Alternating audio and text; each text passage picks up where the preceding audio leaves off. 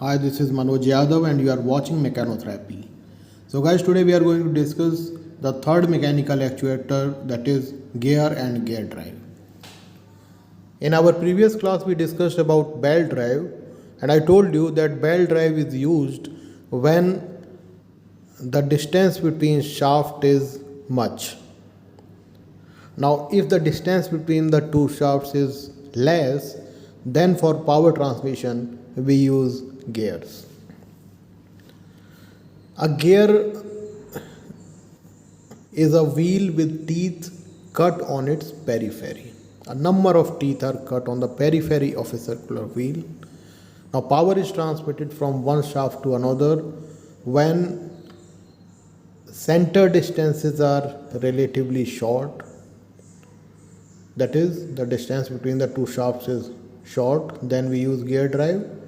When the speed of shaft is low and belt drive cannot be used, then this gear drive is used. When there is a need to set up or step down the speed, when we have again and again to change the speed, sometimes to increase the speed or sometimes to decrease the speed, then we use the gear drives. And last one is that whenever high torque is required, when high torque is to be transmitted, then we use the gear drives. Since the gear drive is having a compact layout, it provides a highly efficient and reliable service. Some disadvantages are also there of using gear drive. First one is that operation tends to become noisy, and second one is whole set is affected when one tooth gets damaged. So this is all about the gear drive. Now we will discuss the various types of gears.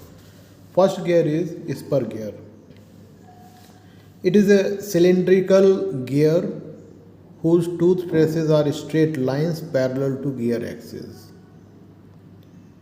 Now tooth profile is identical from one side of face to the other. That is, both sides of the faces are identical. First one is smaller and second gear is greater or larger, but the shafts are parallel to each other. So these are used to transmitting motion between two shafts whose axes are parallel and coplanar.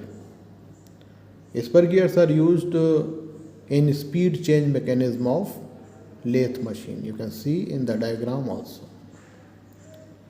Now next one is helical gears. It is a cylindrical gear whose tooth traces are straight helices. The shape of tooth traces is helices. Teeth are inclined at an angle to the gear axis. Teeth are thus of helical or screw form. It ensures the smooth action and accurate maintenance of velocity ratio. Due to the shape, they have the perfect velocity ratio. They are used in automobile, gearboxes, and in steam and gas turbines for speed reduction. Now third one is Bevel Gear. Bevel Gear is conformed to the frusta of a cone having a common vertex. As you can see in the diagram, a frusta of cone is there. Two traces are straight line generators of the cone. They are used to connect two shafts whose axes are coplanar but intersecting. The fourth one is spiral gears. They are identical to helical gears with difference that these gears have a point contact rather than a line contact. So in helical gears there is a line contact, but in spiral gears we have the point contact. These are used for mating two intersecting and coplanar shafts.